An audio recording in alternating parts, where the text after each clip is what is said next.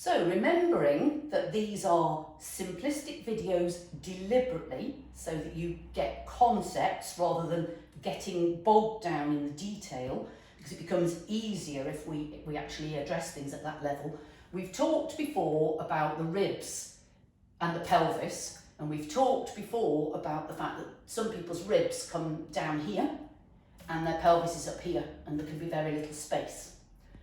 What you also need to know is that your lungs, apart from other things, but your lungs start from your shoulder and they come down to the bottom of the ribs, basically. So if we were to dissect you, if we were to go under the rim of this rib cage here, just up underneath, there is a dome of a diaphragm muscle and there is a dome of another diaphragm muscle, so on each side. And these diaphragm muscles are actually what help you breathe. So when that muscle tightens down, it creates a vacuum in your lungs, which draws air in through your mouth and nose, depending on whether you're a mouth breather or whatever.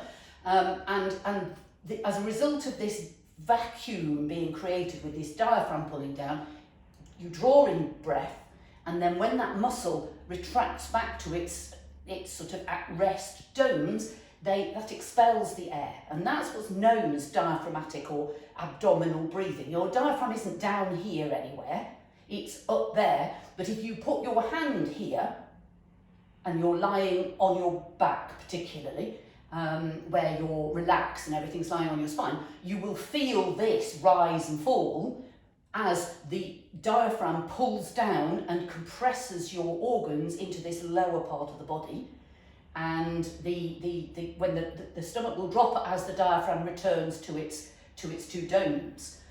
And when you're feeling stressed, you can often feel here, which if I look on me and show you here, it's this point, you hear that feel of stress.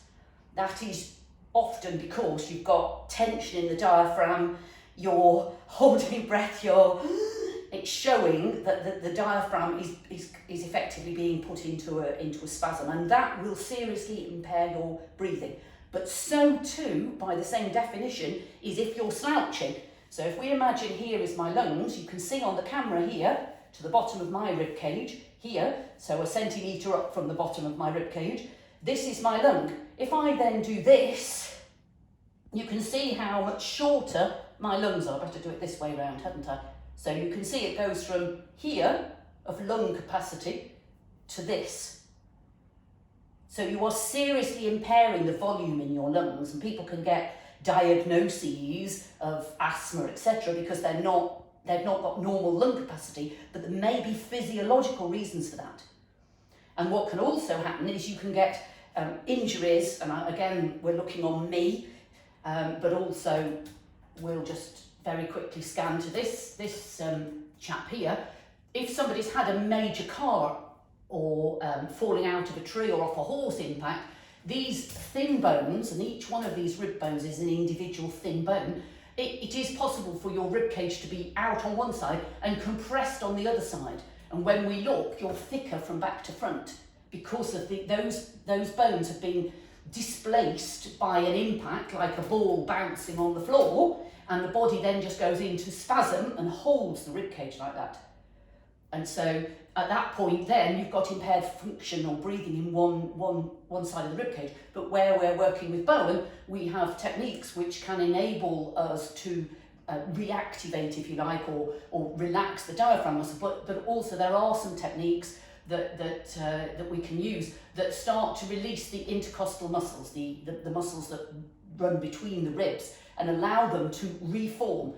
I've even worked on people where one rib, set of ribs is really compressed short here and the other set are long. And again, we can work on the tight side. Remember, we always work on the tight side to get that to release and things can ease up. Because if your ribs are restricted, it can seriously restrict the functioning in your spine. You know, you can influence the spine all you like, but if these are locked in a pattern, they will have a major impact in restrictions.